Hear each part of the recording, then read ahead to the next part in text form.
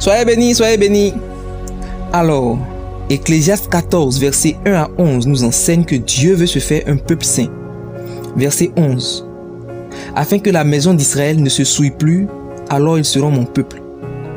Et pour se faire un peuple saint, Dieu a deux méthodes. Il y a d'abord la méthode douce, verset 6 et Ésaïe 1, verset 8. Cette méthode passe par la repentance et c'est une méthode qui fait du bien à l'âme. Mais il y a aussi la méthode brutale, pour ceux qui veulent jouer avec Dieu en se foutant de lui, comme le révèle le verset 8. Ne pas considérer la grandeur et la sainteté de Dieu est source de malédiction et peut même entraîner la mort. Si quelqu'un veut demeurer dans son péché et n'a aucune envie de s'en défaire, c'est une chose. Mais si avec ça, il doit s'approcher de Dieu pour le consulter, comme si de rien n'était, c'est Dieu lui-même qui va punir cette rébellion. Nombre 14, 18 enseigne que Dieu est lent à la colère et riche en bonté. Alors comment aboutit-on à pousser ce Dieu si patient à vouloir frapper? Eh bien cela ressort de l'attitude du peuple. Le peuple a deux soucis majeurs ici. D'abord, verset 3, porter les idoles dans son cœur. Le terme hébreu qui désigne porter est Allah, qui signifie élever, être supérieur à. Ici, l'idole n'a pas fait que prendre la place de Dieu par une dépendance ou autre chose qui domine les forces du concerné. Mais l'idolâtrie justifie avec des arguments logiques pourquoi son travail, ses fréquentations, ses sorties, son repos passent avant Dieu. Il ne se rend même pas compte de sa bêtise quand on l'interpelle, tellement il se trouve logique et cohérent. Voici l'un des principaux obstacles à notre consécration. On ne conçoit pas d'être séparé de certaines choses qui sont normales, qui ne sont pas péchés. Or, dans un contexte de mise à part, ces choses que nous ne pouvons pas abandonner parce que nous les aimons plus que Dieu sont des idoles au final.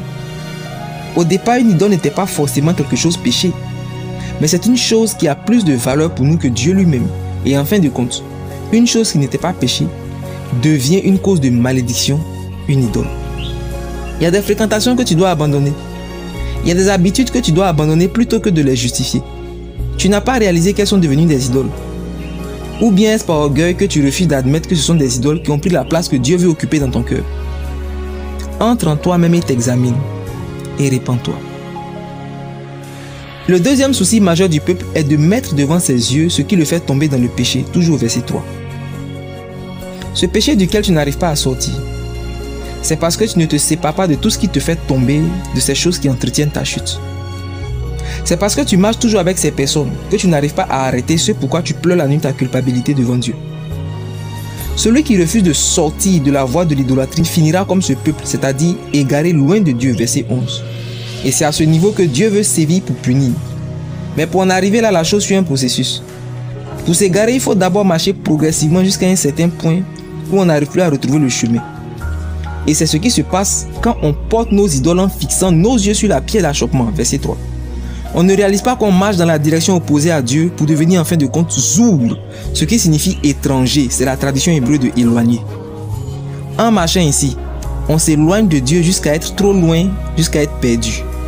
Et c'est à ce niveau que Dieu utilise la méthode forte de sanctification. Et cette méthode n'est pas sans séquelles. Tu vois, tu es le peuple de Dieu. Et je prie que le Saint-Esprit éveille en toi une prise de conscience.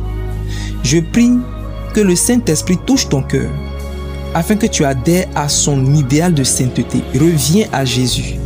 Que ton cœur reçoive la parole de la sainteté. Au nom de Jésus. Que Dieu te bénisse. Amen.